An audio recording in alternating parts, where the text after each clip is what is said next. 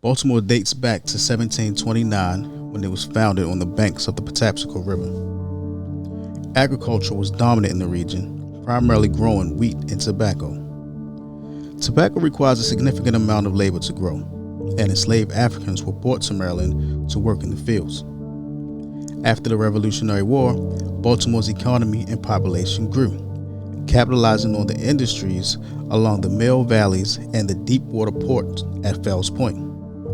The slave trade flourished in Baltimore's port. The 1790 census listed twice as many slaves as free persons of color. The transatlantic slave trade, which was the global shipment of over 10 million slaves from the 1500s to the late 1800s, played a huge role in slavery in Maryland. Slaves were even traded from the historically embedded grounds of Clifton Park to the deep South city of New Orleans. This trade system didn't cease until the 1860s, despite the U.S. banning it with little enforcement in 1808. Approximately 30,000 slaves were sold from Baltimore to the Deep South. The abolition of slavery occurred in 1864 in Maryland, although many slaves ran away from deep southern states decades prior to be free in Maryland. The Clifton Mansion was built in 1801. The original owner was a man named Henry Thompson. Thompson stayed at Clifton until about 1835, at which time the property was sold to another owner and then later sold to Mr. Johns Hopkins. Well, it's kind of a hard thing to think about. I mean, we're always taught that Maryland is the South, but people in Maryland don't consider themselves Southern. So when you think about slavery, you think about fields and cotton and tobacco, and you don't see that here in Maryland. So it's hard to, picture slavery here in Maryland or in Baltimore in general, but and to be more specific. But I through my own research, I know that Baltimore was a big slave port.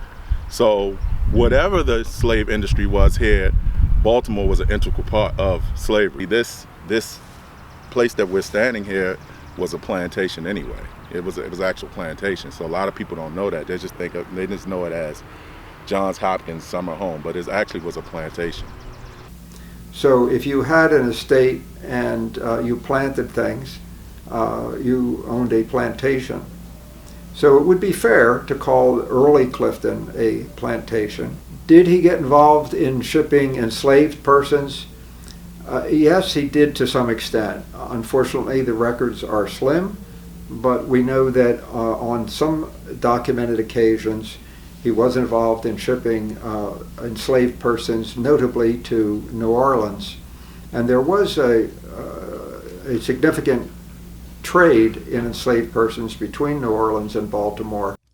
In 2020, Johns Hopkins University researchers discovered Hopkins may have owned or employed enslaved people who worked in his home and on his country estate, citing census records from 1840 and 1850.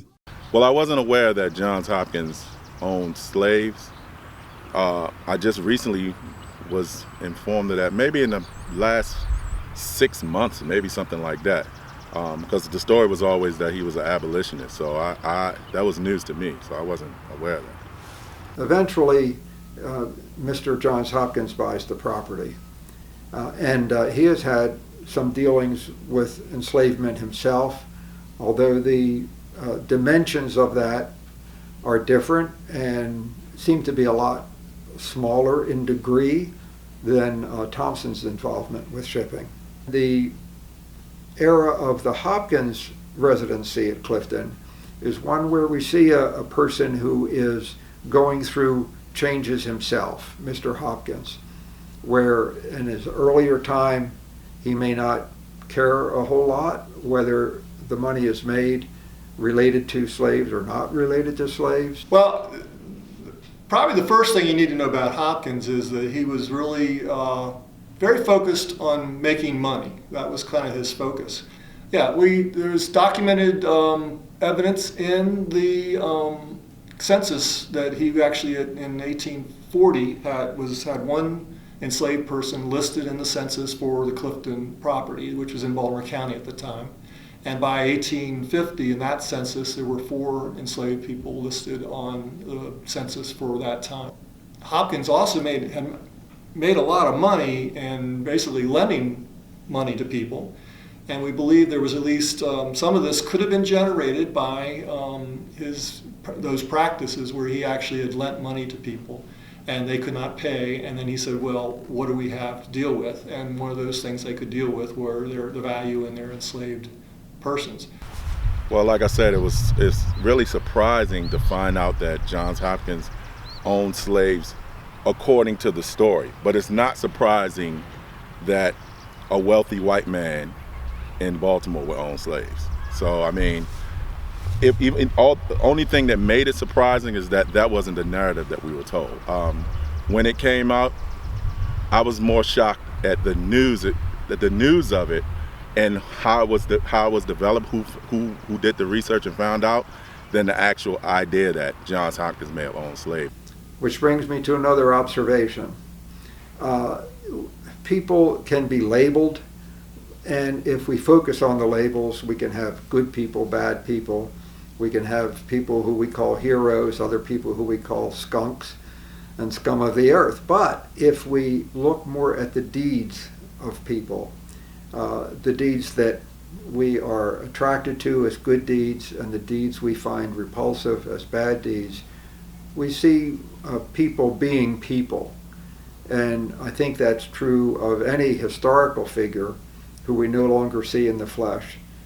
It is worth the effort to try to research original documents and see what the deeds were that these people performed.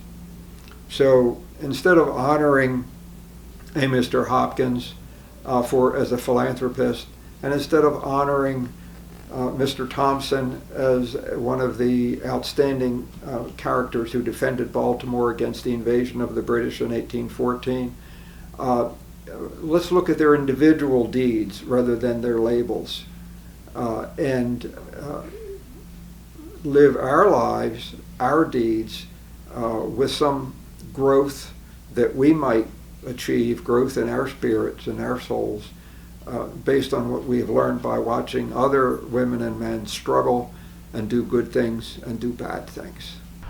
I don't particularly look at Clifton Park any different, but it does make me want to it makes me want to learn a little more and encourage other people to learn a little more, and dig a little deeper into some other stories that may have been falsified. You understand?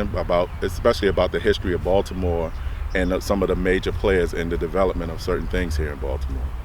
Well, I think information is always key to just developing your own ideas. I think that just learning about that, it's always good to know your history. So you won't just be going wary-eyed all out into the open, just making any kind of assumptions about where you go. I think, like I said, you always have to understand where you came from to get where you're going. So to understand how the city was developed and how things are in this present time, you definitely have to see how things develop to this point. So that's what I feel.